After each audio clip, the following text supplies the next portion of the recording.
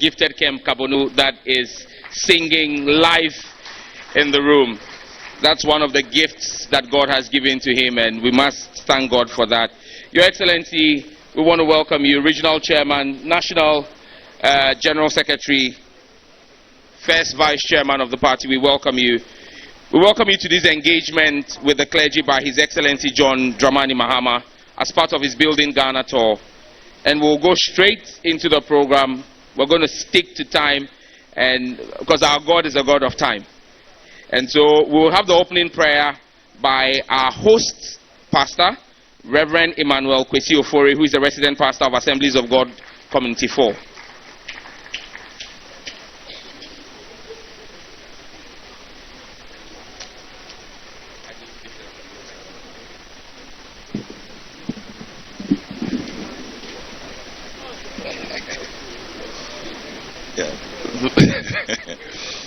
Thank you. Good morning to us all. Please let's be up and standing and look to the Lord in prayer. Let's pray. Our gracious and everlasting Father, we thank you for this blessed morning. Thank you for the gift of life. Father, it has been your cause, it has been your blessings that we see ourselves among the living. We commit our meeting to you, your hands this morning. Steer the affairs, take control. We pray that our deliberations, our discussions will be fruitful, oh God. Father, so pretend over our lives and breathe your spirit upon us, even as we will discuss common issues for the betterment of our nation, Ghana. Thank you for all gathered here this morning, and I have this confidence that you who have started a good work in our lives, you will surely bring it to completion, and our joy may be full in you. We thank you, we bless you for this privilege. In the mighty name of Jesus I've prayed. Amen. Thank you. Please, you may receive your seats. Thank you very much. The giftings of the Lord are many. Some are short, some are medium height, and some are tall. And that's on display here today. So, Resident Pastor, I don't have your gifting. At this juncture on our program, we would acknowledge some dignitaries. Before we go to the high table, I'd love to acknowledge every man of God here. You are all God's servants and oracles. We thank you for making time to be with us. And as our spiritual fathers, we continue to count on you for our guidance. But I cannot continue without acknowledging members from GPCC. I see our fathers from GPCC, the Ghana Pentecostal and Charismatic Council here. I see Bishop Gordon Kise, who is, if I'm not mistaken, the vice chairman of the GPCC. Please let's put our hands together for him. And just last night I watched a video of a man who speaks truth to authority without fear. He has the spirit of Samuel speaking to prophets, speaking as a prophet to kings. Bishop Samuel N. Mensah. Bishop S.N. Mensah. We have Bishop George Nikwe with us here as well. We have Bishop Benejay with us here as well. Apostle Afute Odai is also Odai is also here with us. Bishop Richard Ahiagbede is also here with us. Reverend Samuel Boateng is also with us here. We have Reverend Kujo Amoasari also in the house with us. Reverend Joseph Kojo Ahunya is also with us. And forgive me, because of time, I'm not mentioning your churches and denominations. Reverend Dr. Samuel Kofi is also here with us. Reverend Dr. Divine K. Adai is here with us. Pastor Kweku Ofori is here with us. Reverend Loviana Lamle Latte Aldersgate is here with us. We have the Venerable Frederick Lamy with us here in the house. We also have Reverend Emmanuel A. Enum in the house here with us. And like I said, every other man of God and woman of God in the house, we acknowledge your presence and we thank you very much for being here with us. In today's meeting, we've got members of parliament in Greater Accra who are here accompanying His Excellency John Dramani Mahama. We've got our parliamentary candidates as well. We've got regional and national executives in the house.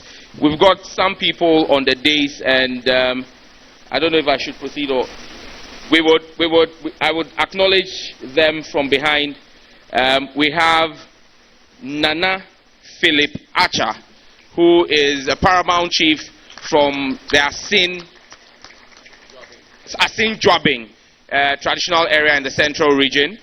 We also have a member of our elders in the region, former National Health Insurance CEO, Honorable Sylvester Mensah. And let me say, he's a member of the board at Perez Chapel, where I also fellowship. We have behind there one of our mothers in the region. She used to be Deputy Chief of Staff under His Excellency John Dramani Mahama. Our mother, we all call her Auntie Valerie, Madame Valerie Sawyer. And her boss, while she was at the presidency, is our big brother, we call him former local government minister, former Greater Accra regional minister, Honorable Julius Deborah. He was in Greater Accra. Yes. Now, up front, we have the Deputy Chief Whip of the Minority Caucus in Parliament and MP for Ada, Honorable Comfort Doyo Gansa. We also have in our midst our second national, our vice chairman, is the national vice chairman of the NDC, former regional minister of Greater Accra, former vice chancellor of the University of Professional Studies, UPSA, Professor Joshua Alabi.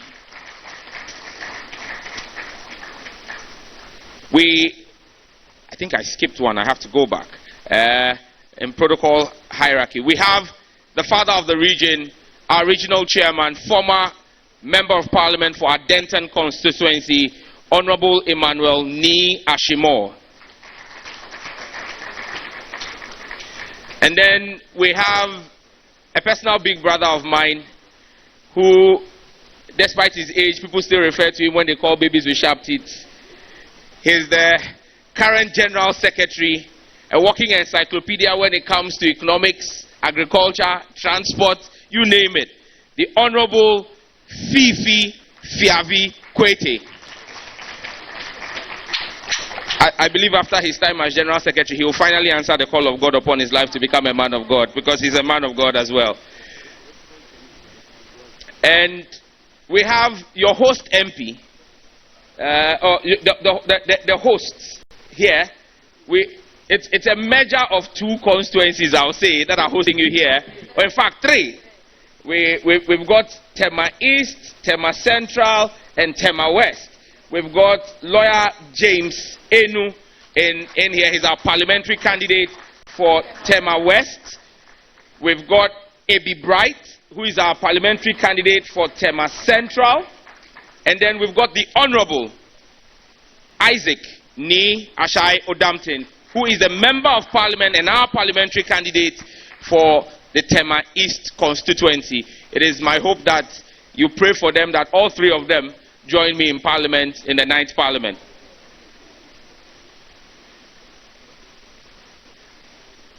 My attention has also been drawn to the fact that a very senior member of our party, who used to be mayor of Kumasi, the Honorable Kojo Bonsu, is also in our midst. Honorable, we acknowledge you. We acknowledge you. Thank you. This shows you the unity of purpose that we have.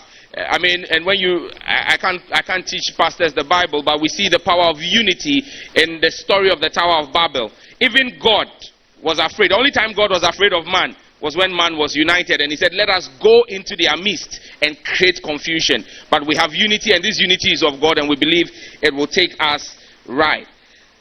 At this juncture, I would want to invite our regional chairman, the father of the region, Honorable Emmanuel Ni Ashimor, to give us his welcome address.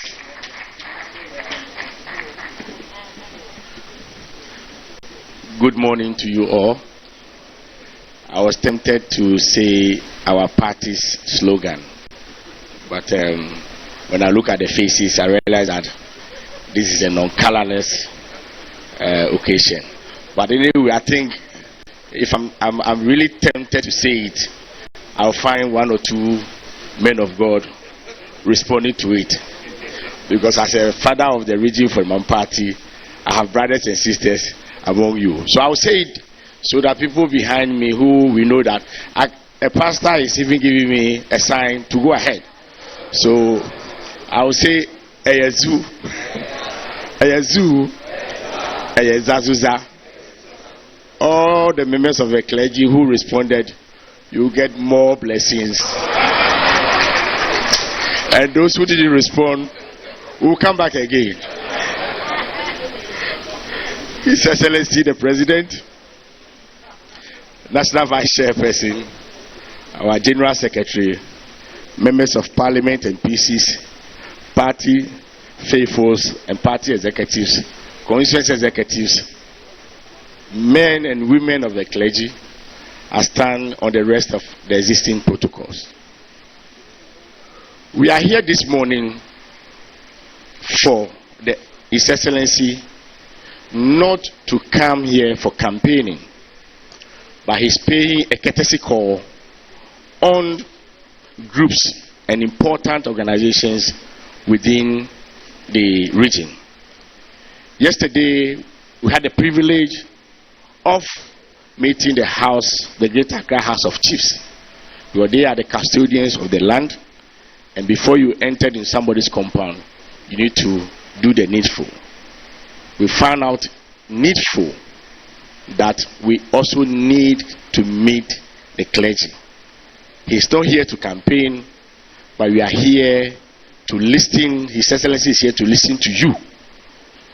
His Excellency is here to listen to you.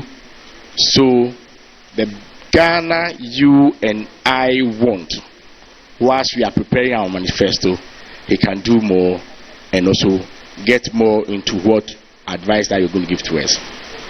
Before I go ahead, I quote Proverbs 11:14, where there is no guidance, the people falls, but in the guidance of the counsel there is safety. We are here this morning to seek for your guidance. We are here this morning to seek for blessing. We are here this morning to seek for your prayers. Lastly, to also seek for your strategies, because you are a congregation and your numbers keep on encouraging and enlargement. We can see some of the churches in the Greater Accra region where they have the best strategies of even buying buses to convey their members in a flow before and after church. So we are also here to get the best strategy for our campaign. I will not speak much, but 2024 election will be a crucial election. As the tree says that, Yashia is you, and Yashia is Sa. So definitely, we are not the wilderness.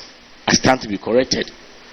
Each and every member sitting here as a clergy vote. Each and every member here is a potential politician.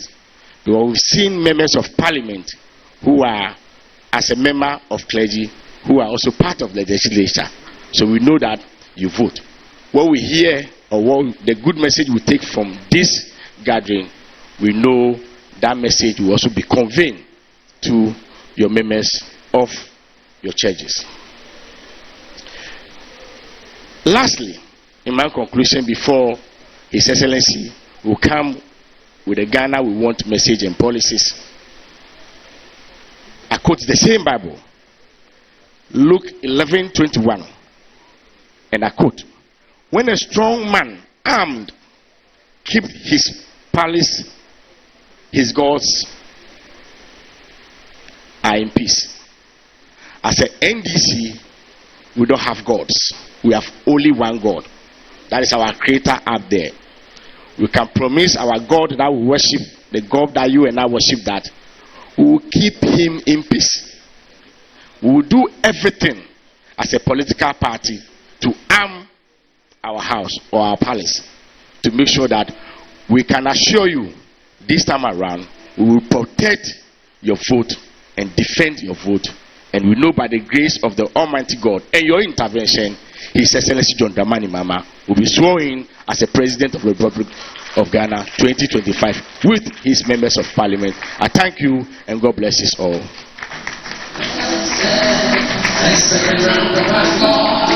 In summary of what he said, everybody will be voting non-political or political. My chancellor is around, so I need to impress him this morning always.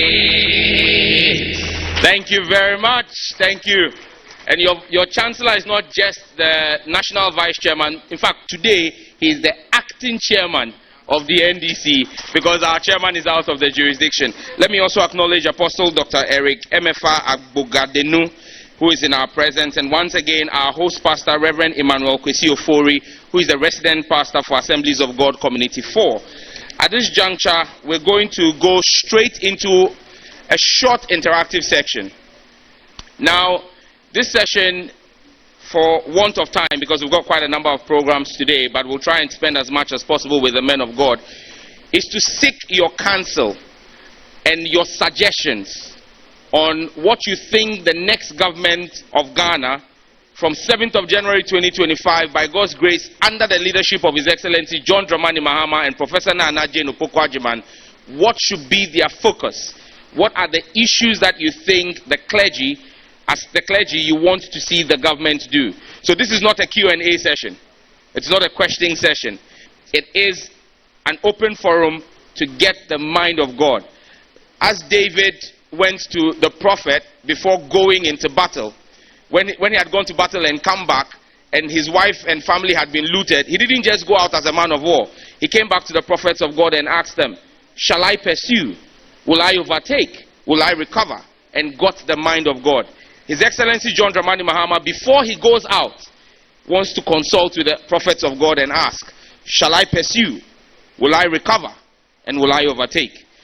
And as he's here today, he's not here alone. A good father leaves a legacy for his children and brings them up in the fear of God. And so as he's coming to meet the clergy today, he's showing his own biological children the way of God.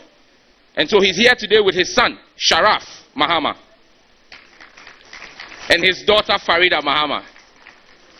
That is the sign of a good father, who is teaching and bringing up his children in the fear and way of the Lord. And so at this juncture, I would open it up.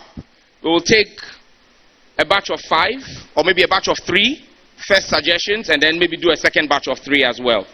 And so, respectfully, men of God, if you have any suggestions or for us, please. We have one microphone. Yes. All right. So it will come to you. Thank you.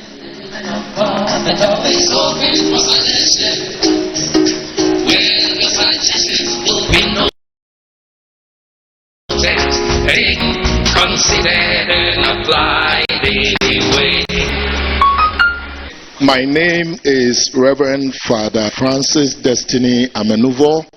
I'm in charge of the Divine Mercy Catholic Church in East Legon. Your Excellency, thank you for this opportunity to share with you. I would have 2 points. My first is to commend Honorable Sam George for your loud voice about this bill, LGBTQ+. Shall we please applaud him and all who have a voice for this?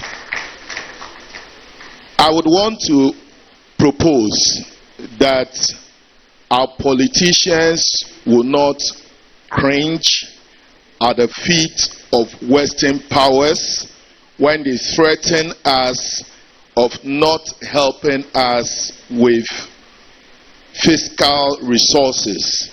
When we go back to the scriptures, as Honorable Sam George has always told Ted, that it is an abomination to God.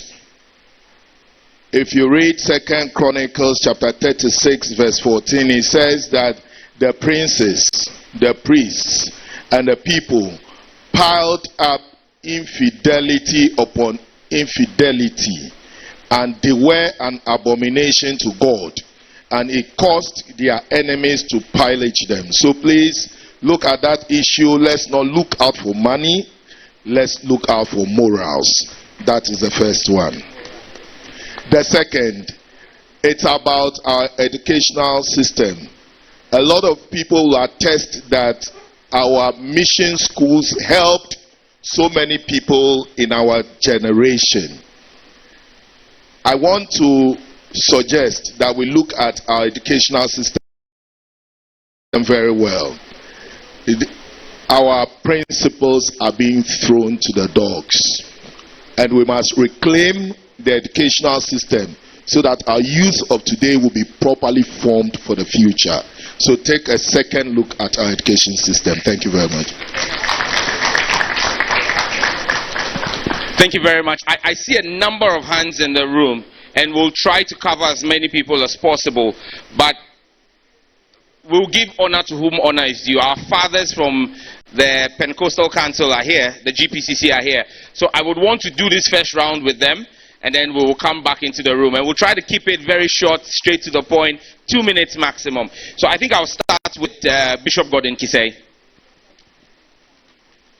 Thank you very much.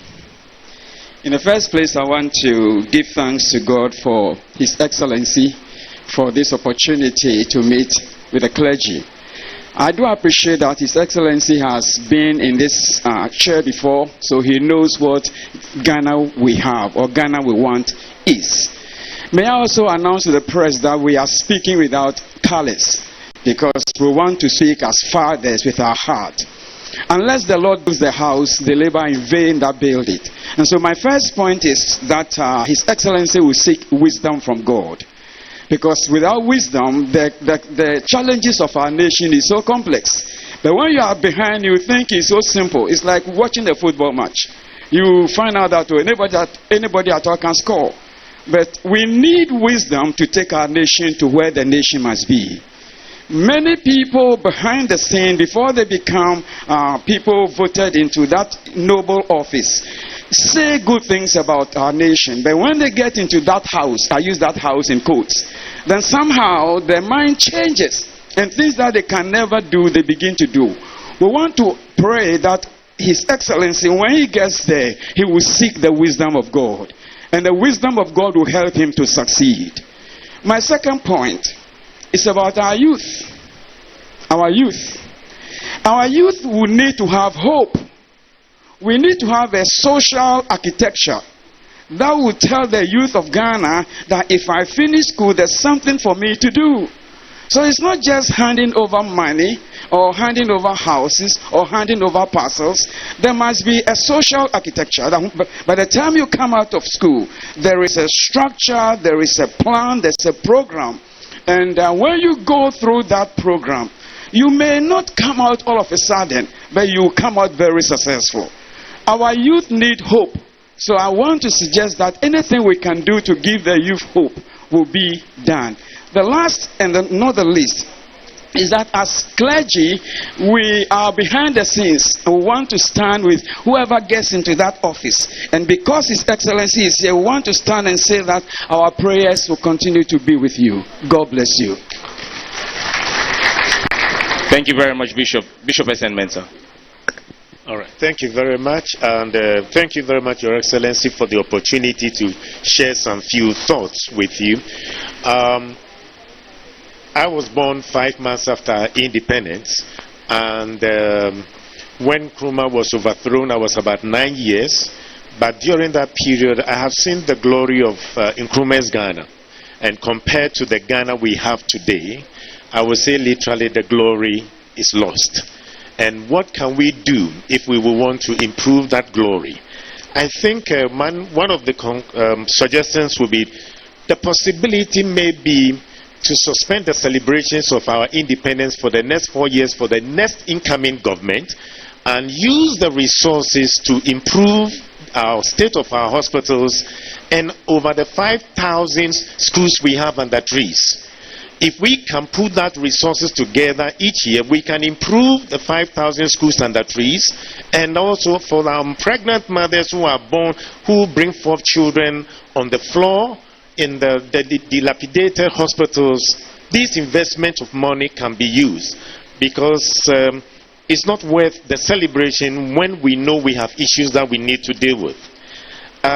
Number two, there has been always a clarion call, the need for a national vision. And I'm aware we've shared some few thoughts, but it is important if everybody would be brought on board so that it wouldn't be either an NPP vision or an NDC vision, but a vision that would be bought by all. And then finally, Parliament can legislate a law that will make it binding for any incoming government to plug into any of the vision.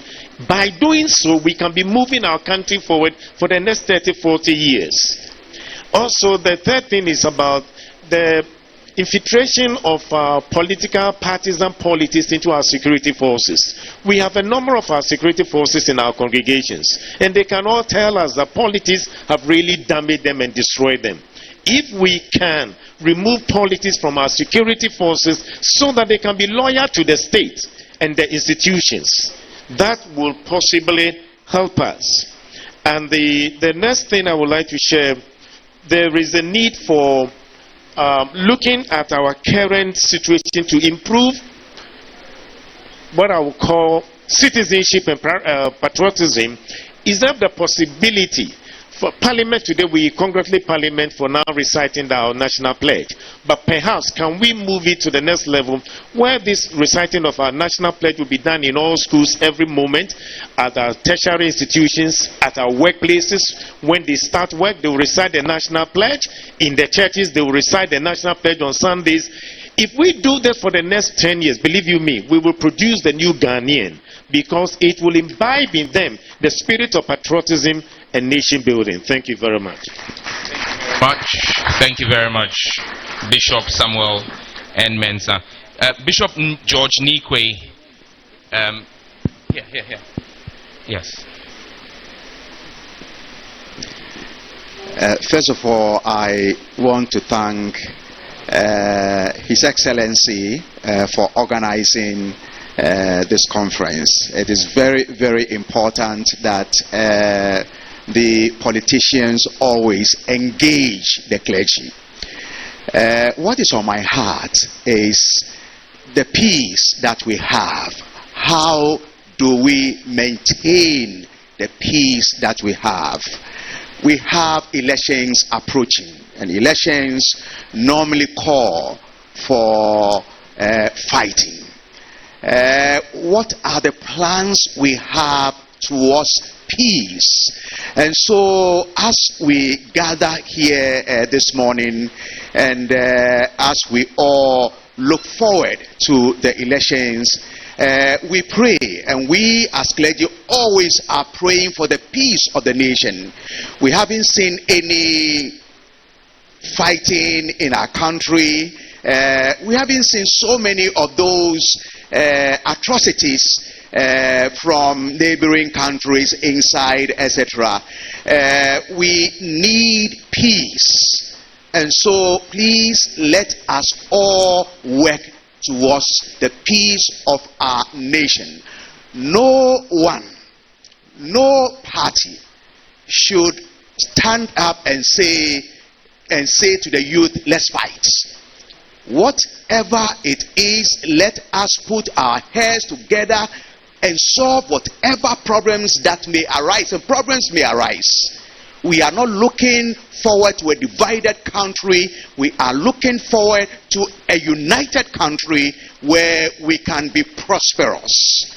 And so my prayer and my desire is that we have a peaceful country, a country that we can go about doing our work, we can go about doing our politics, we can go about worshiping God, we can do things together, and you can walk at any time and you are free. And so this is the main point that I want to bring. Let's fight for the peace of our nation. Thank you very much. Thank you very much. Bishop Ben Ejay. Bishop Ben Ejay, yes. Thank you for this opportunity. I would simply say that as our brother, I call him our brother because of the Christian connection.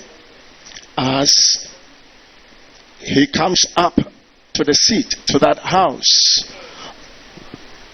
if people he puts around him, because he has the power to employ and must also have the power to fire, in case people he puts around himself to help him govern well don't do according to his expectations, which will take him far and leave a good legacy here, he should just be bold enough to fire them, and so he can always have the rightful people around him to do the good job he has come there to do.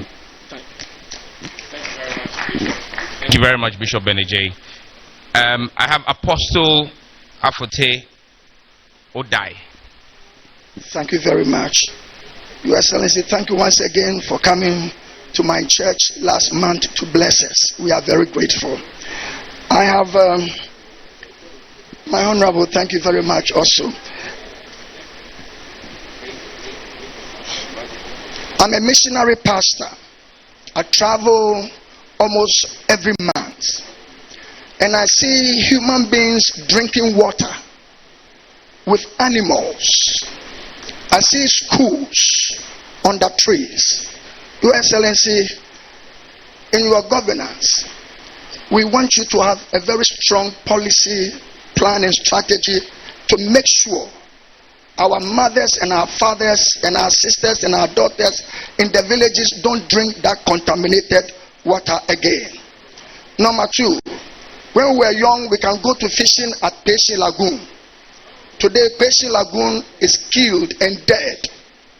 I want to suggest that in your next governance, please have a plan and a strategy to revive our water bodies and also able to have a clean sea within our coast. The next one is, Dr. Mensah have said some already, but I want to add a little. If we can suspend our independence that is only filled with dancing, jumping, clapping and singing and money wasting, if we can have it suspended and rather launch Operation Backyard Garden and Tree Planting for every constituency, I believe that we'll be able to generate something more than just people marching on the sun. And maybe the fourth year is celebrated. The last is to have that independent night as a presidential dinner night for all the 275 constituencies that can be hosted by companies that will be able to have Thanksgiving and have fundraising to target projects in constituencies like the clinic in Krowo constituency. Thank you very much. Thank you very much, Apostle Odai. Thank you very much for your suggestions. Bishop Richard Ahiagbede. Bishop Richard Ahiagbede. Thank you, Your Excellency, for the opportunity to meet as the clergy and to dialogue with us. I would want to humbly suggest that Ghana as a nation would be looked at holistically, so that more emphasis would be on infrastructure, education, health, agriculture, and industry. If these 5 areas are really giving the needed support and recognition, so that at the end of the day, if 2 or 3 of these areas are well promoted and enhanced, so that everyone in this nation would benefit from these areas, I'm sure to go a long way to help us, because the issue of our education system is becoming something. And then also, I humbly want to ask that import duty would be looked at carefully, because of the way import duty seems to be escalating. The importers are having a great deal of struggle, and at the end of the day, it is we the consumers that suffer all the issues that come along with duty payment. And so I would want to humbly ask His Excellency to look at that when God gives you the opportunity. Thank you. Thank you very much. Thank you very much. Reverend Samuel Boateng. Reverend Samuel Boateng.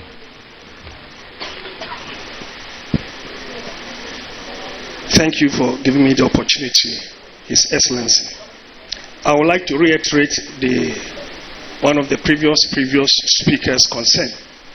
That is about peace before, during, and after the elections. The only legacy we have as Ghanaians is peace, and we need to protect it with all that we have. And so I will advocate that His Excellency, you will do everything to maintain the peace that we have. And I believe strongly that peace is tied to justice. And so there should be a strategic plan for the nation to ensure peace during and after the election.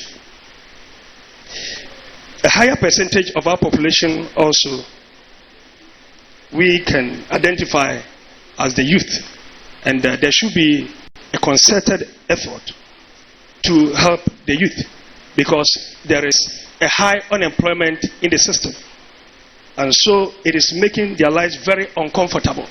That is why they are prone to all kinds of gimmicks. Anybody comes with anything and they just get hooked to it. So I would like our former president, who is coming again, to take a critical look at the youth. Thank you. Thank you very much. Thank you very much. Our fathers have spoken, and we will need to hear from His Excellency.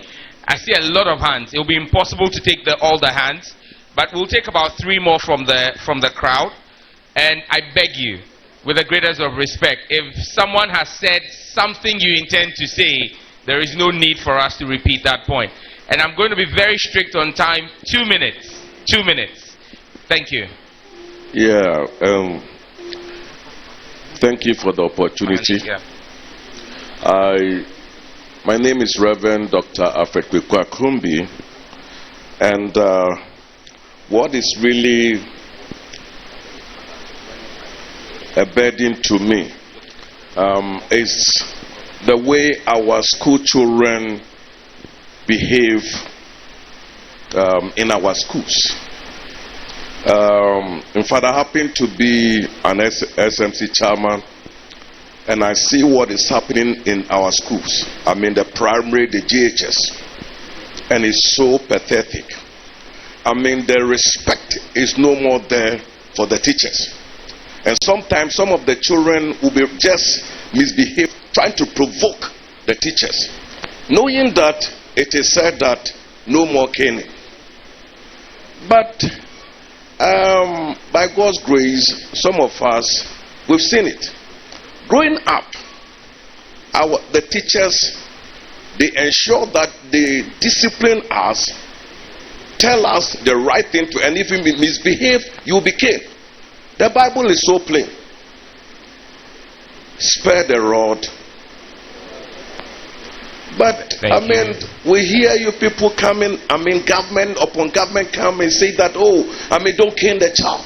I want to find out. No questions, please. Okay, let me not put it. Okay, so please, on discipline. I want you to please, if God helps you and you come to power, I will want to plead with you people that you look at it.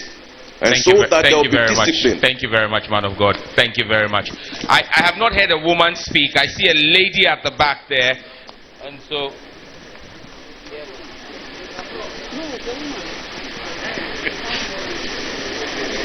Thank you. Kindly introduce yourself, your name, your church, and 2 minutes, please. Please, my name is Apostle Dr. Juliet Richardson. My church is Royal Miracle International Church. I want to say something about women and children. Women suffer a lot when it comes to giving birth. And when we go to the hospitals to give birth, sometimes they don't have money. And they have to buy a drug. They will watch them die because it's pay before delivery. and women are suffering a lot. There's no bed for a woman to deliver on. Our hospitals are choked. We need more hospitals. And for our children, we are not able to afford the big school fees. And they say it's free education, but we don't see anything free. The children go to school, and you have to buy a lot of things. By the time they leave, a poor woman is spending like 3,000. We want, Mr. President, I call you Mr. President because God says you are the next president. In my vision, I saw the flag of Ghana with the name John. Since he has promised that a John is taking over again, you are a destiny child. Leaders are born and not made. And God is going to help you get there. But please, see about women and their children. There are a lot of single parents. If you can do something about it. Mr. President, I went to the north. I'm an evangelist. I travel a lot. There's no road to Tumu because the road is very bad. And there are a lot of burglars on the way. A lot of armed robbers killing women who are going to do market. And you know all the struggles we have in Ghana. Women are the most people that go through that pain. Thank you very much. Thank you, Mr. President. Thank you very much. Thank you very much. So what I'm doing is I'm just taking one from each of the rows. So I'll take one from here. Yes, the gentleman there.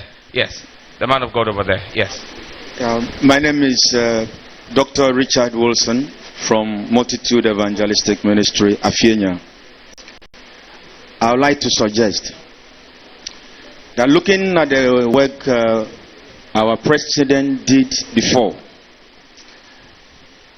and is coming again, I would like to suggest that the years they are spending on the seat is too short. And therefore, I would like to appeal to His Excellency that when he come back, they should change the constitution. Because if they change the constitution, he will be able to work well, and then we get the better Ghana we are talking about. Please, I would like to appeal that the next coming president should stay for 7 years. All right, we hear your recommendation. His Excellency will deal with it. I'm going to that end, and we will take another woman. I see another woman there on the second row, and I think that's going to be my last one. The woman on that row. I plead with you, men of God. I know if we do this for another 3 hours, we would not even take everybody. What I will plead with you is, whatever suggestions you have, you can just pen them down. I'll stay behind. The rest of the MPs are here. Your MPs are there. Just let's get them. We'll feed them all to President Mahama, because I'm speaking in the prophetic. President Mahama, and then he will get to work on it. So yes, Mama. Please identify yourself and the church, please. Thank you. I'm Reverend Evelyn. I'm here from Mount Horeb Victorious Church International, Committee 10. Mr. Incoming President, His Excellency, I want to thank you and compliment you that after a long wait, you finally came up with the name of a woman as your vice president.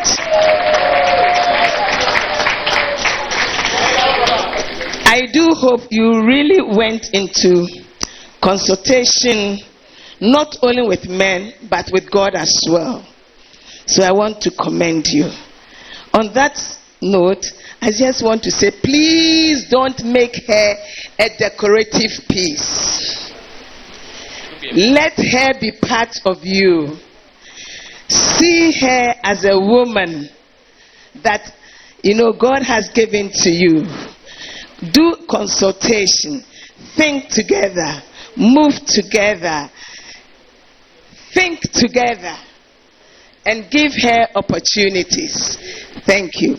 Secondly, I am a product of a mission school, Holy Child Secondary School in Cape Coast.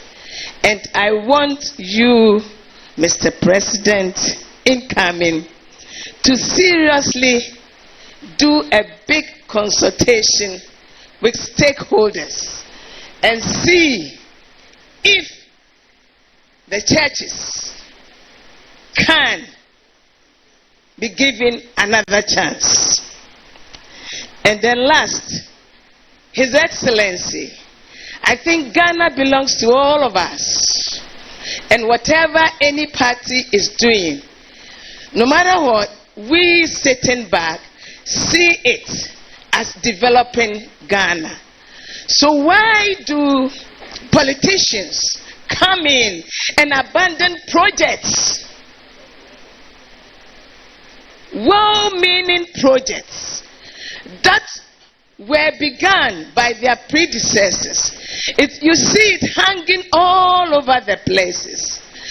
Both top parties are guilty. And for once, His Excellency incoming, I wish to appeal to you that as you go around listening to us, you also have an open eye. Look out for uncompleted structures that are meaningful to the communities and do something about them. Thank you. Thank you very much.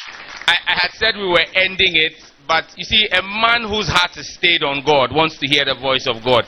So His Excellency says I should take another 2 more. There's a gentleman right behind the woman whose hand has been up. Let's take that.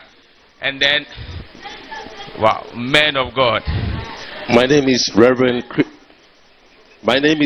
Christopher Ado Tokonu, Glorious Liberty Outreach Church, Anya, Accra.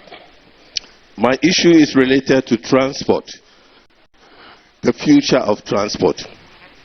And I want His Excellency, the incoming president, to look again as a policy measure about the fragmentation of transport. The ministry has so many transport ministries, which is a waste of resources.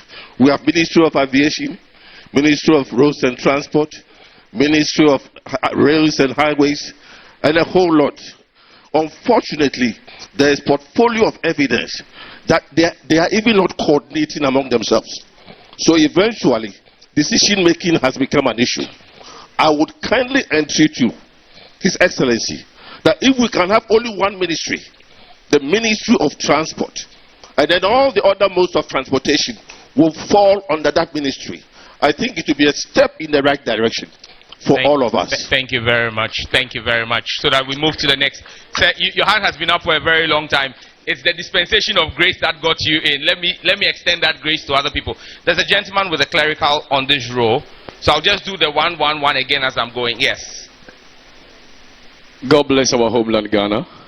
And make our name. God bless Mr. President, our Father. Now, may the Lord bless us all. I have one thing to ask.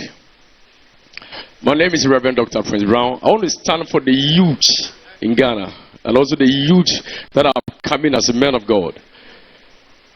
Out of 16 regions we have in Ghana, there are 5, statistically speaking, that are endowed, very endowed with mineral resources. God is so wise and so loving, and every nation He has endowed them with mineral resources. These 5 out of the 16 regions that God has endowed with mineral resources, Asante region is one, Western region is one, Northern region, Eastern region. These 5 can develop the whole Africa. A lot, varieties of mineral resources, lithium, name them. Lithium, bauxite. These 5 can develop the whole Africa. And our youth are struggling for job. And Mr. President, I believe and I hope God's will come to pass. Mr. President is embarking on 24 hours economy and it's very good. And if is mounted on employment, I know all the policies and all the manifestos will mount up with job creation. All the manifestos are mounted up with job creation. And 5 out of these 16 regions are endowed with varieties of minerals, gold. Ochiman has a lot of gold underground. 1 can develop Ghana and develop other African countries. Let the nation, thank you, President, open your eyes and go around and fish out the mineral resources and use them appropriately to develop our nation. God bless you, sir. You did not mention your name. And my name is Reverend Dr. Prince Brown. Reverend Dr. Prince Brown. Shaman Fire Miracle Ministries. Thank you very much. I've seen the. Oh wow. The gentleman with the microphone is moving under the unction of the Spirit and choosing himself. I think I'm favored. Please, God bless you. Bless you. Your name, your church, 2 minutes, please. I'm Prophet Nana Ajumai Owusu with Possibility Worship Center. 2020, I was the one that led the executive to swear at the party headquarters by the grace of God. My question goes to our incoming president. Sorry, by the grace of God. No questions. I was clear from the beginning. By the grace of God. Suggestions, no questions. If you have a question, please let us have them. This is an interactive session. I have realized that over the years, we've borrowed and borrowed and borrowed and borrowed from the foreign countries, and at the end of the day, it's not helping us. And they are determining the outcome of our life. And therefore, the Bible says something in Proverbs that the learner or the slave, or say, Proverbs 27 verse 7, the rich rules over the poor, and the borrower is a slave to the lender. Until when are we going to develop our own? And when are we going to appreciate our resources and use them to develop? Because I think that all the resources that we have in Ghana here, God put them here for our development. God put them here for us to maximize it and use it for our growth and for the future betterment of Ghana. Thank you, man God of bless God. you. Thank you, man of God. On this row, I have seen an elderly woman at the back, and her hand has been up, and I think that, yes, in the spirit, I think I should let her speak. The lady at the back. Yes, I'm being led by the Spirit. So, mommy, please, your name and your church, 2 minutes, please. Pastor Bebrem, my friend Florence Ofe. Nenyo Sofo. Nenyo Sofo. Mene mema ne ya bompai. Na minya asa yi kire. Say. Mpacho my mic no ben wa no. Said galamsey and ntokuru na watutu amuna no agya wo. Na ema ntontom keka yen wokukum yen. Yen matutom wo wuwu. Mesra ban yi so oba. President coming John Mahama. Oba omo nsu samuna ni nyina. Na won treat amuna no. Na won fa nu ya coffee. It's a coffee. A essential commodity all over the world. As we move in cocoa. It's a benya sessikano. Na mum, wabama prisoners all over Ghana. Wanga yesa adwuma na wobechia won kaw. Akatiano, wobeche mo abien. What the father wanga busia. Mama yedasi. Ama. Yenya ni opese obeka idea no nyame hraw. Mpacho bebre. Mama yedasi. As a school for no so. Mama wanya farm say say school land farms wo. Na wonu anuan wo fan feed wo ho. Na aban no car obo no. Fantastic. The Thank you, Mama Yedasi.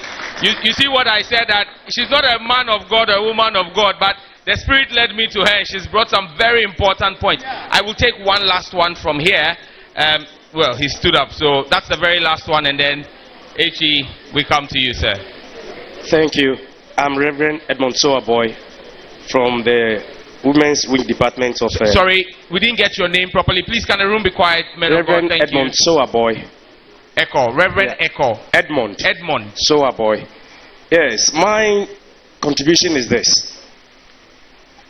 Several presidents or governments have rolled on. Still, we are having challenges in Ghana. And here we are having this forum with pastors, leaders of the nation, I do believe that once the president coming is having in mind 24-hour economy, I suggest that we also have 24-hour chain prayer for the nation, so that what we have found difficult in doing, God will help us, show us mercy, and move ahead, because our children and us are suffering. Thank you. Thank you very much, Reverend Edmond. And we will bring to an end the interactive session. All I will just say even before His Excellency comes on is the chain prayer is needed even for the victory of President Mahama. So please start the 24-hour chain prayer chain for the victory of John Mahama and the NDC and deliverance. Please give us a minute interlude, and after that you will hear His Excellency John Dramani Mahama. Thank you very much. Indeed, I feel very elated by the excitement and interest that this interactive session has engendered this morning. I want to thank all of you, our men and women of God, for taking time off to come and join us in this program. As I started to do in 2020, we decided that we're no longer going to seclude ourselves with a few experts and write a manifesto for our party. Instead, we're going to do a tour and listen to all stakeholders in this country, everybody from every walk of life, traders, seamstresses, hairdressers, masons, carpenters, doctors, nurses, teachers, men of God, traditional leaders, everybody. And we'll get nuggets of wisdom from them so that we can present them in our manifesto and use them as policy for when we come into office. And so this is the 14th region I am visiting. After this I have 2 more, and I want to say this is one of the most exciting sessions that I have seen. Even with time running past, the number of hands I've still seen up. I guess if we wanted everybody to ask a question, we would stay here for another couple of hours. But let me thank you very much, everybody who got the opportunity to speak. And as Sam George said, anybody who has any suggestion that you think was earth-shaking and that there will be an earthquake if you didn't make the suggestion, kindly write it on a piece of paper and hand it over to our Member of Parliament or to Shai Odamte or to any of them before we leave. The church has an interest in what goes on in the country. Even though your principal role is to see to our spiritual well-being, the physical affects the church, the material affects the church, because the church does not hang in the air. The church is on ground and is on earth. And so whatever happens to your congregation affects you, the leader of the church. And as Proverbs 29:2 says, when the righteous are in authority, the people rejoice.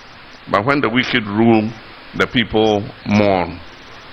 And so we have an interest in who is in authority in our country, because as we have learned recently, if we make a wrong choice, it affects us, as we are all going through currently. And so the church must take an interest in who is in authority.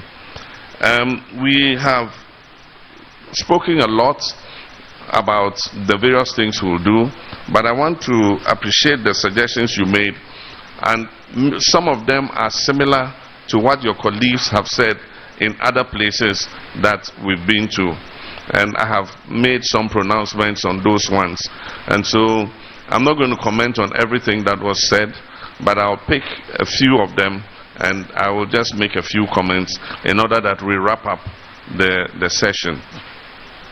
I want to thank Reverend Amenuvo for his commendation to Sam George and his fellow parliamentarians in respect of the bill on good family values. It is now an issue of legislative and legal issues. Parliament has done its work. according to the majority leader, the bill has not landed on the president's table, but indications we are getting is that he says he won't sign it because somebody has filed a suit with the Supreme Court. So it's become entangled with some legalese. Reverend S. Edmonds had talked about it a few days ago, and what he said has gone viral. But we'll just continue to watch and see what happens. But this is what the reason for being self-reliant is. If you are not self-reliant, that's when people can dictate to you. If we were self-reliant, nobody will come and ask us to do this or to do that. And so one of the key economic policies we must pursue is one of self-reliance. And it's been done in this country before. For those of us who are old enough, we remember General Ike Achampon's time. Operation Feed Yourself, Operation Feed Your Industries. Self-reliance was the aim that this government was pursuing, so that we could be proud, dignified people because we're able to feed ourselves. And so that will be part of the key policy that we pursue, so that tomorrow somebody won't come and tell us to do this or that, because if you do that, I will do this. And so that's something that we should look at. With regards to the mission schools, I mentioned it already, that the time has come for us to bring the church and government together to man the schools. And so we are proposing that for the mission schools, we'll make sure that the chair of the board of the school is from the church. And then they will also have a hand. The mission schools will play a bigger role in the selection of who becomes the headmaster, so that the mission can have some control. These schools were transferred to government because government had more resources to expand in terms of infrastructure. And so most of the schools came into government, even for new community schools that are being set up. Anywhere I go, people are saying, adopt our secondary school, because they know once you adopt it, government will invest in it and expand the school. But if it belongs to a mission like Ahmadiyya, to Methodists, to Assemblies of God, we must make sure that that faith-based organization has a greater role in terms of running the school. With regards to Bishop Kisei, Bishop, advocated that I seek wisdom from God. I'm not waiting to get into office to do that. I already seek the face of God in everything that I do. And I pray before I make most decisions. I have had this in prayer for quite a while, and my decision to offer myself to my party was guided by that godly wisdom. And so you can be sure that I will not forsake it. Bishop Kisei also talked about the future of our youth. Our youth are beginning to lose hope in the future because they don't see any prospects for them. Recently, the statistics that have come from the Ghana Statistical Services say that unemployment has risen to 14.7%. In 2016, it was 8.5%. It's gone up to 14.7%. But the more unfortunate thing, and what we should be watching, is that the Statistical Services say that the unemployment rate amongst the higher educated from tertiary is higher than those secondary and below. So the higher you rise, the less likely you are to get a job. And that is a very dangerous development. Before, the higher you went, the more likely you were to get employed. Unfortunately, it has reversed now. And so of that 14.7% unemployment rate, tertiary trained graduates are a bigger chunk than those below secondary and basic education. And so it's something that we need to look at. And so the next government's major focus must be putting in policies that will create jobs, jobs, and jobs. And these should not be artificial jobs like we normally do. You do NAPCO, and you know that you have no sustainable place to put them after the 3 years when they graduate from NAPCO. And yet it is just done to win political points. Oh, we've given 100,000 young people jobs. And now even they finish the NAPCO, you owe them 9 months allowance arrears, and government is refusing to pay it. And so we must aim more at sustainable jobs. And we can get those sustainable jobs in many places, including the agricultural value chain, agribusiness, in the mineral sector. God has blessed us with many minerals. Every day new mines are being discovered. And if we're able to change the mining laws in order that we indigenize some of this mining activity, it will create more jobs for our people instead of all the expatriates who come and mine, take the profits away. If we make more profit from our mineral activities, we can invest it in industry so that we create more factories to produce items for ourselves and also create jobs for our people. And so Bishop Mensah talked about Nkrumah, who was our first president. He's one of our most respected presidents, not only domestically but internationally. He's been one of the greatest presidents. And his aim was to make Ghana an industrial powerhouse and make it self-sufficient. And so he set up Gehog Brick and Tile, Asebu Lime Factory, Ashanti Shoe Factory, Kumasi Shoe Factory. I mean, just name it. Gehog Distilleries. I mean, so many factories and infrastructure. Akosombo Dam. Till date, Akosombo Dam produces 30% of Ghana's electricity consumption. Something that he opened as far back as 1960. And so what we need is visionary leadership that will put in the things that will transform our country. And Bishop talked about suspending Independence Day. I don't know how much it costs, but I think what you want to address is that we must cut waste, because there's a lot of waste in the system. If we cut down waste, we would have more money to invest in other productive sectors of the economy. And so I would say that we should look at where we can cut waste so that we can put it in our schools, in our hospitals, and other places.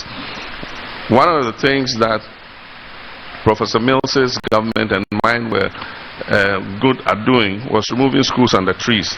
And all we did was, every year we budgeted for taking out a certain number of schools under trees.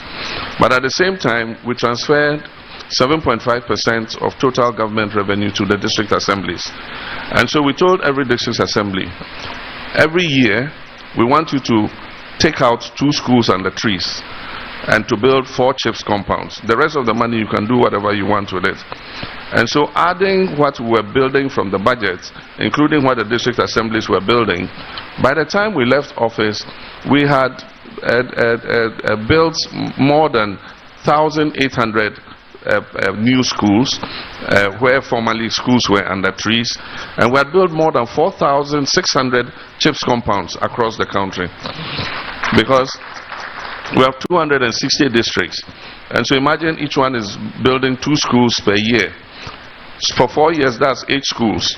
And if you multiply 8 by 260, you can imagine the number of schools.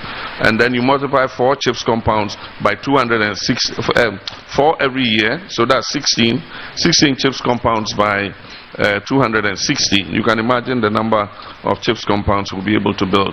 We'll realign this kind of budgeting and expenditure so that we can take out more of the schools under trees and then also build more CHIPS compounds. The CHIPS compounds have become very important because it takes health to the doorsteps of the people. You can't build a hospital in every village, but I can have a small CHIPS compound with a health worker there. The health worker is able to treat small sicknesses like typhoid, malaria, and those kinds of sicknesses.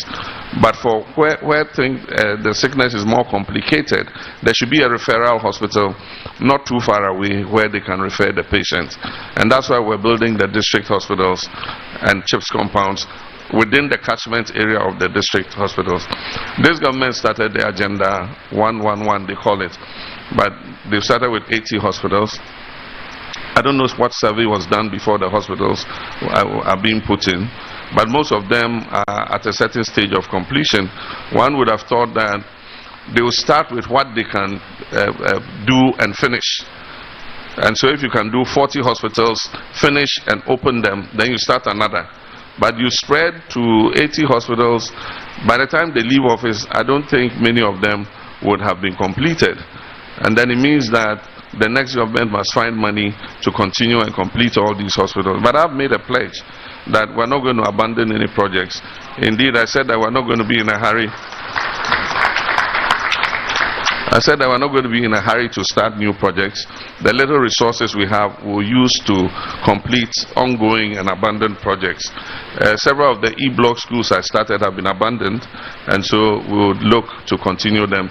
They are building these new hospitals. We'll look for the resources to complete them and put equipment there so that they can be of benefit to the people. The taxpayers' money is used to build these things. So when you build it and a new government comes and they leave it, another government comes and they leave it, it is a waste of the taxpayers' money. And so better to complete them and put them to good use. There are many of these projects in the secondary schools. Dining halls, dormitory blocks, administration blocks, and other things, lecture rooms that were started in other governments have all been abandoned. And so we're not waiting till we come into government. We've commissioned an inventory taking in every district to give us an inventory of what all the abandoned projects are, what is their stage of completion, so that as soon as we come into office, we know exactly what budget we are putting every year to continue those projects until we finish them.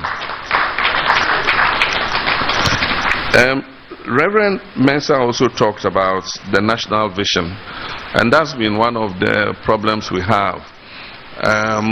Rawlings had Vision 2020, and when President Kufuor came, 2020 was thrown out of the window, and they brought the poverty reduction strategy, growth and poverty reduction strategy, GPRS or something like that.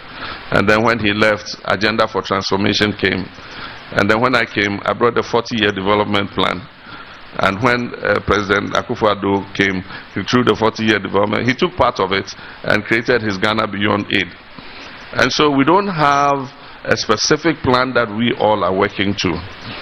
And so I'm suggesting that we have the 40-year development plan. We can compress it into a 20-year plan with 4-year segments. And so it's 20 years, we expect to be here in 20 years. But every 4 years, this is where we must reach. Every 4 years, this is where we must reach. And all of us must sign on to the plan so that we implement it together. Whether it's Mahama in power or somebody else comes into power, they will continue their 4-year leg of it so that it becomes like a relay race. And then politics in the security services, you're right, recruitment has been partisan, but what I've even heard recently is the sale of positions, public appointments. And so if you're a teacher, you have to go and pay before you are taken. If you want to enter the armed forces or the police, they are charging children as much as 30,000 cedis before they give them employment. I think we must put a firm foot down and stop this. Anybody who is caught doing it must be dealt with so drastically that other people will think twice before they attempt to do that.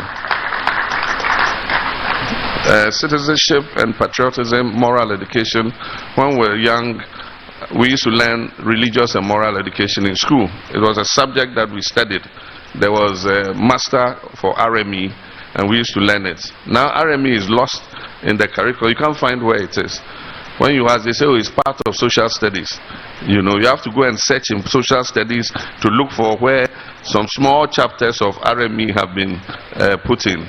I think we must expand the study of RME, because some of those religious principles we studied in school are still what is guiding us in terms of our conduct and our behavior.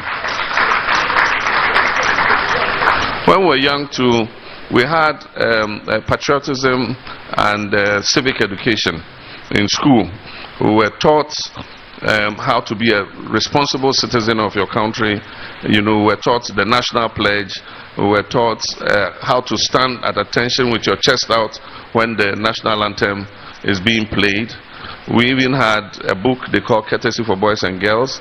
We were taught how to sit and have table manners, how to be, you know, polite to elders in a bus. If an elderly person comes in, you, the young person, must get up and give up your seat. All these things we were taught, and we've grown up with them.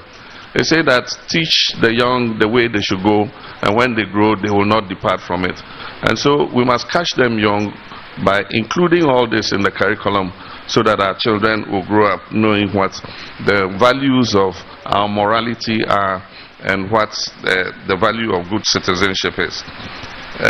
Bishop Nikwe called for peace in elections. I can assure you we are a very peaceful party, and we do not advocate violence.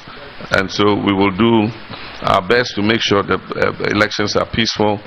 But while we look at peace, we must also look at justice. I mean, nobody will sit down to see somebody cheating in elections and say, because I want peace, I won't do anything. And so while we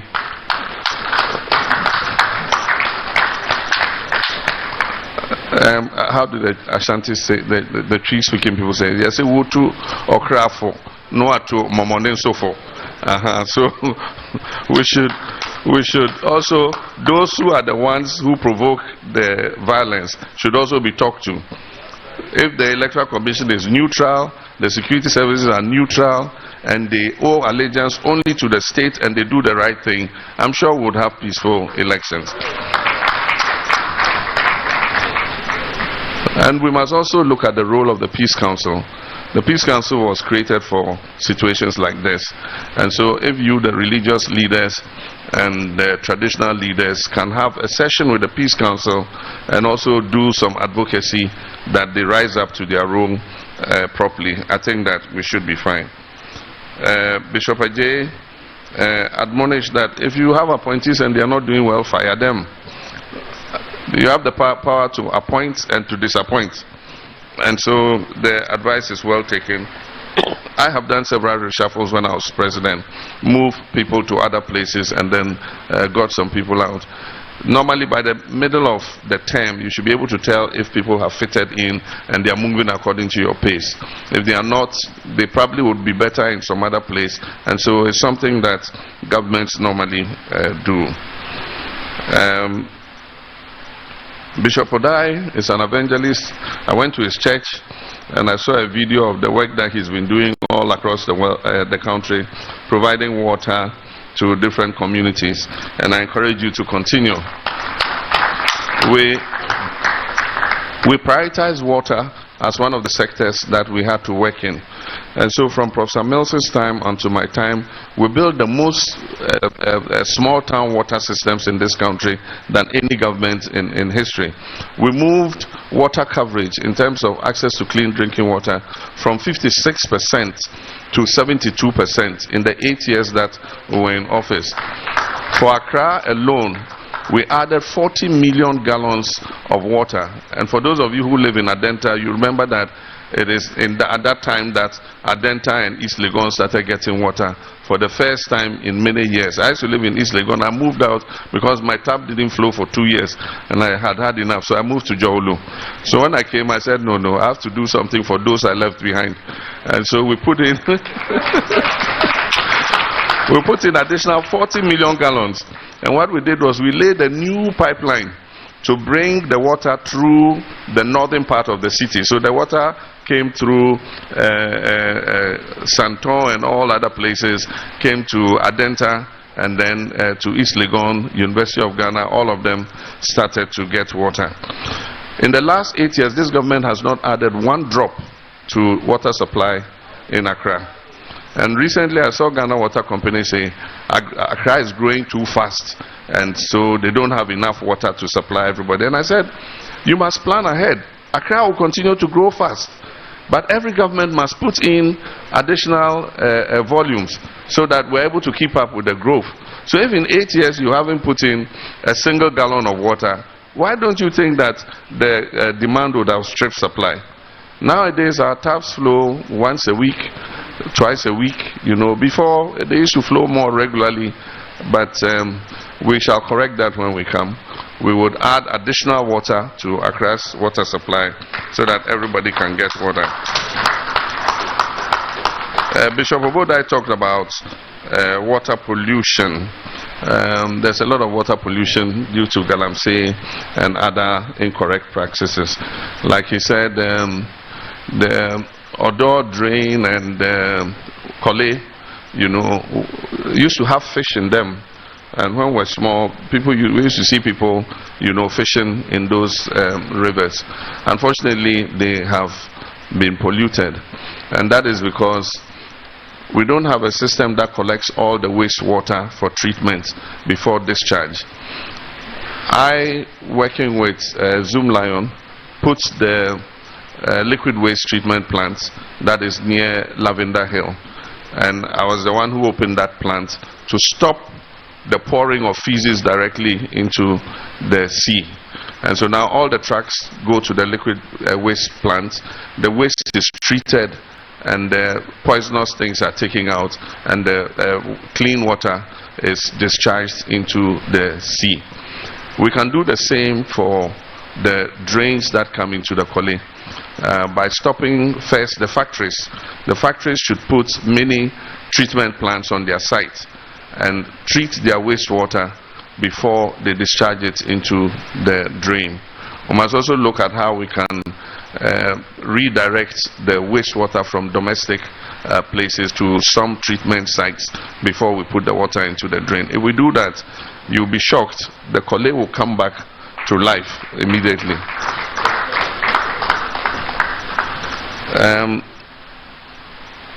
Bishop Ahiagbede had the longest list: infrastructure, health, education, agri industry, and import duty. The import duty is not much the problem. The import duty is normally 10%, except for luxury goods. Luxury goods is about 20-something%.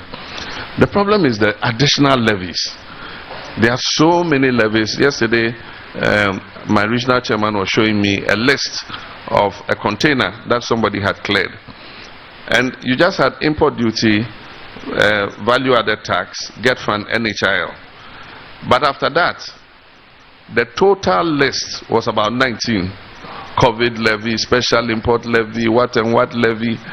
And the unfortunate thing is, these are the people who told us we're going from taxation to production. From taxation to production. But in the history of this country, they've levied more taxes than any other government in history. And it leads to credibility problems, not only for them but also for us. Because I go to many places and people say, but you politicians, before you get power you tell us this, then when you come you do something different. And so, I don't know, the driver and his driver's mates, if they are listening, if you are listening, don't wait till you come to office. They say when they come they'll take e-levy, emissions levy, betting levy, they'll take them all. Why wait till you come? You can do it now. Because the people are complaining that the taxes are too many. A businessman came to me and said, look, their businesses are struggling because of the taxes. And Ghana Revenue Authority is on their necks every minute with audits. And so I assured him that when we come, we'll rationalize the taxes. They have signed an agreement with the IMF. And so you might not be able to come and dismantle those taxes immediately. But we will rationalize them. We will make sure that we get revenue from other places. And one of you talked about the minerals and mining industry. We should be getting more from what God gave us, our minerals. And so we can renegotiate the Minerals and Mining Act so that Ghana gets a bigger share. And we can use that share to ease some of the burden on our businesses. Because now the African Continental Free Trade Area Agreement has been signed. We have the ECOWAS trade liberalization scheme, but yet our factories are not able to produce more to export because the burden of tax on them is too much. Ghana has become a high cost point for doing business, and so some businesses have even relocated to Cote d'Ivoire and other places, and so we must claim back Ghana as an important destination for business. Bishop Boateng said we must have a plan for peace and we must do something about youth employment. That has been taken. Reverend Doctor said we should reintroduce caning in the schools. When we were young they caned us, but the world keeps changing. We live in a different environment. Sometimes when you cane a child, the parent goes and fights with the teacher and so on and so forth. But I do think that if we improve moral education, it's the breakdown of moral education that is creating all these vices. If we improve moral education, we teach discipline in schools. There are other means of disciplining the child rather than just caning them. And so we'll explore all that. We're going to have a big stakeholder meeting on education. I announced it. I said within the first 100 days, we're going to call all the stakeholders, parents and everybody, and we're going to talk about our education system, because we are falling behind in terms of the quality of our education. It's going to not only concentrate on free SHS. When I say stakeholder forum on education, people think it's just about the problems of free SHS, but also the basic. The basic is suffering. Government is putting all the resources in the secondary level and starving the basic level of resources. And so the quality at the basic level is going down. The children have no textbooks. A new curriculum was issued 5 years ago, and 5 years till now the children have no textbooks based on the new curriculum. And so we must hold a stakeholder conference and discuss all aspects of our education and come together with a consensus and a plan which all of us must buy into and implement, so that in a few years we'll see that the quality of our education has improved.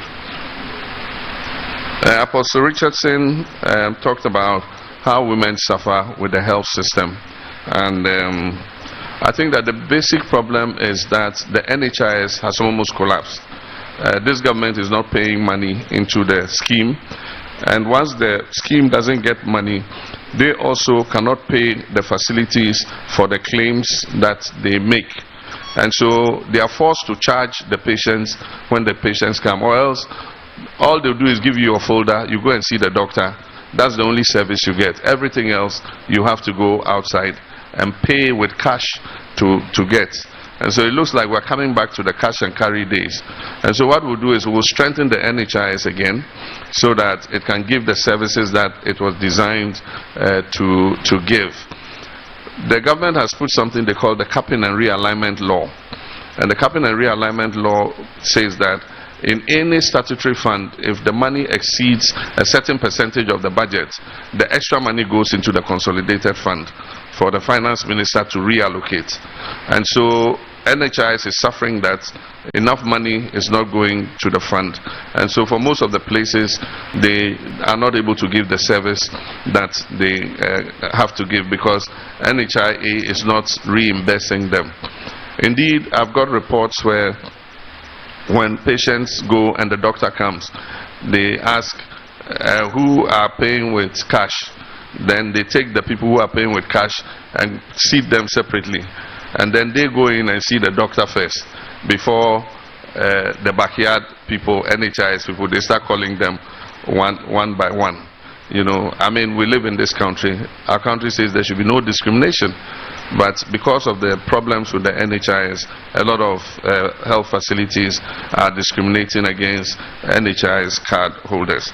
So we'll strengthen the NHIS and strengthen the maternal aspect of it, so that women are able to deliver safely and not lose their lives.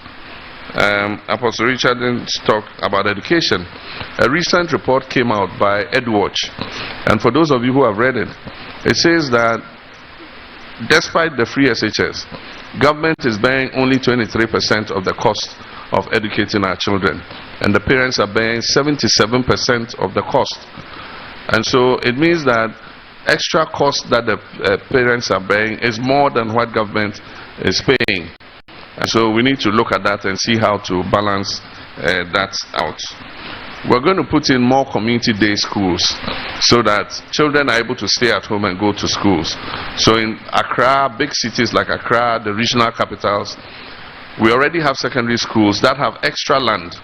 And so what we'll do is we'll put an E-block on that land and create a separate secondary school for the children, so that schools will be able to absorb more children, so that then we reduce how many children are posted from Accra to Boko Secondary School or Navrongo Secondary School or somewhere. Within their community, they'll have a first-class secondary school that they can attend. And for the beginning, those schools will be allowed to recruit from area. they won't be put on the CSSP, the computer placement. If you are a parent living in a certain community, school is completed, you go and apply for your child, and your child is enrolled at school so that he stays at home and goes to school every day. The Tumu Road, we awarded it on, and it was discontinued. The government asked the contractor to stop. They were going to investigate it, and they did for 4 years. They were investigating, and then they asked the contractor to continue, but he's not being paid, so he's unable to complete it. I was in Tumu 2 days ago, and so I passed on that road. So Richardson passed on, and I know it's in a very bad state. And so we don't know. We know the economy is in crisis, but I have told people that I will take over and find that the situation is worse than we're even being told. So when I go, teachers say we want increased salary. This one says do this for me. This one says you have to do this. I say you wait. When we come, we'll open the books. We'll all see what is there. Something that we can share, we'll share. If there's nothing, then we have to create it before we can share. So we will not make promises, but within the resources of those very terrible roads, we need to do something about them. Reverend Richard Wilson, he says 4 years is too short.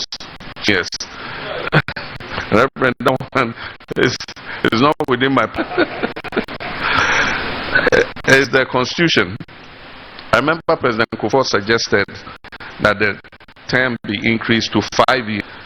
But when the Constitution Review Committee went round, Ghanaians were of the 2 to 4 years, because their argument is that if you make it 5 years and you have a bad government, 5 years is too long to suffer. And so the Constitutional Review maintained the term at 5 years, at 4 years. But even then, if you want to change that, it is an entrenched clause in the Constitution. And entrenched clauses in the Constitution must go for a referendum. And in the referendum, not less than 40% of the electorate must turn up to vote. And out of those who vote, not less than 75% must say yes. And so no one party can change the term of office unless there's a consensus of all the parties, MPP, NDC, everybody says yes, let's extend the tenure. There's no one party that can do that. And for now, the Constitution Review recommended 4 years, that we leave it at 4 years, and the white paper endorsed it. And so even though you wish that it be extended, it's going to be something very difficult to do. But I believe that if we run the relay race properly, even if it's 4 years, we'll be making progress. If every government comes and does its bit, moves it to the next level, another one comes, moves it to the next level, it won't matter that it's 4 years. You know, we'll make progress. Reverend Christian, we have announced this already. We're going to merge the transport ministry. We're going to bring aviation, railways, and all of them back into transport. When we're in government, we are just one transport ministry. It is this government that came and disaggregated it. When we're in office, we had one communications ministry, that was information and communications. And so we're going to merge them again. We had local government, that included sanitation. And so we'll send sanitation back. We want to reduce the number of ministries. And some of the unnecessary ministries, we'll just take them. Business development, what, we'll just cut them out, so that we can bring the ministries down, so that we can reduce the number of ministers, like I've said, 60, so that we cut down the expenditure on government, and then we can invest that money in other places. For instance, I said, if we cut down the expenditure of the Office of Government Machinery, we can dedicate some of that money to give assembly members a small allowance to be also able to do their work, so that we don't introduce a new budget for them. We can reduce the Office of President budget and be able to free up 100 million cedis a year to pay assembly members allowances. Reverend Prince Brown, mineral resources, we will review the agreements that we currently have, like I said, so that Ghana can get a bigger share But we're not just going to take that money and consume it. We're going to put it in an investment fund. And that investment fund will be used for our roads, our railways, and the things that will transform this economy. And so if we increase the royalties or we take a bigger share in every mining venture, that money will go to the minerals investment fund, and that money would be used for infrastructure development in the whole country. Resources are found in more than 5 regions. You actually even said 5 regions. There are more. Today there's a new mine coming up in Upper East, called Cardinal Mine, and it's going to be one of the biggest gold finds in recent years. It will add almost 500 million ounces of gold to our production. So it is everywhere. God has blessed us, and so we need to keep an eye on that. We also work on the agric value chain. One of the things that is missing in agric is that we always give support to farmers to produce more. But when they produce more, that's all. We just abandon them to their fate. And so the middlemen come and buy the food cheap. The same food the farmer sells at a certain price, you come to the market and find it at 3 times, 4 times, 5 times the price. And that is because we've not developed the agribusiness and marketing chain. And so one of the new crop of young business people we're going to create are what I call agripreneurs, agribusiness people. We'll give them small machines so that they can process tomatoes, soya bean, they can mill rice and package it for the market. They can produce fruit juices for our shops so that we can produce more of the things we consume and cut down on the things that we import. And so the Ministry of Agriculture is going to be called the Ministry of Food and Agribusiness, because we want agribusiness to come out as a new area that we're going to invest in so that they can take the crops, off-take the crop from the farmers and be able to produce it into something else. I'm a farmer, so I have a personal stake in this. I have a farm in my mother's village.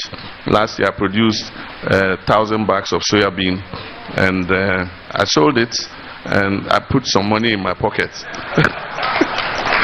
I have 17 workers I pay on the farm every month. And so I have an interest in this. If there's an agribusinessman who comes and puts a factory to buy my soya and produce soya oil and animal feed, I'll be happy. And so we'll assist them to do that so that we, the farmers, can also begin to smile. I'm getting to the end of it. I didn't get her name, but the old lady, divinely inspired by God, who came and spoke, touched on a very important thing. And I think I've announced it before. When they finish the illegal small-scale mining, they just leave the pits and the water. There are several stories where people are falling into the pits and died. And so we're going to recruit and employ the young people in the community. And we're going to pay them. And we're going to bring the equipment. We will level the ground, we'll clean the water, and then we will employ those boys to replant trees and other valuable crops on the land. Madam is talking of coffee. Coffee is a cash crop, and today there's a huge demand for coffee. Our cocoa industry is going down, and so we need to look at other value crops that we can engage our people in order that it brings them money to be able to look after themselves. And so we're going to reclaim the degraded lands. We'll find money from our own resources, but apart from that, there are a lot of green funds that lend money for things like this: land reclamation, tree growing, and all that. We're going to tap into all those so that we can employ our own children to close the pits and then regrow something valuable on it. And then I have also talked about it. I said we're going to encourage all the schools to set up school farms. When we were kids, our school had a farm, and we used to grow our own maize. We used to grow, various crops, yams. We used to grow yams for our kitchen. And apart from that, we also used to grow cotton. And there was Ghana Cotton Company in Tamale, so we, the children, would go and pick the cotton, and then they take it to Ghana Cotton Company, they weigh it, and they pay the school. And the school gets money to do some things for us. And so we would encourage the schools to go into farming Because the children are there. And we have agric classes. You need them to do practicals in agric too. And so while they are learning the subject, they are also going to the farm and learning the practical agriculture. We are going to have farmer service centers. And so the schools don't need to have their own tractors. When they are ready, they have the land, we'll let the farmer service center send the tractor to plow for them, harrow for them, plant for them. And then they will be in charge of the weeding and all that.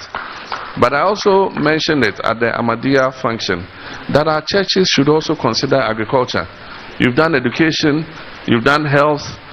Look at agriculture and agribusiness too. And so the churches can have farms, you understand? And we, the church members, we can dedicate some days to come and offer, labor on the farm. And that will all help to supplement the income that our churches make. I said it because Ahmadiyya they bought the Pomadzi poultry farm. It was built by Nkrumah and it was put on divestiture. They bought it. And so I was asking Molvi bin Sali, I said, so what has happened to the poultry farm? He says, we're still running it, but we don't have the resources to run it on the scale that it was when Nkrumah was there. So I said, when we come, apply. I will give you a loan to scale up the poultry farm so that the church can produce chicken for the country. And it's not only them. Other churches can do the same thing. Can do poultry, you can have tree crops, mangoes, and get a small fruit processing plant to produce fresh juice for the market. So there are many things that we can do together. And finally, Reverend Sowaboy advocated for 24-hour chain prayer. That one, I leave it to the men and women of God to see how that can be organized.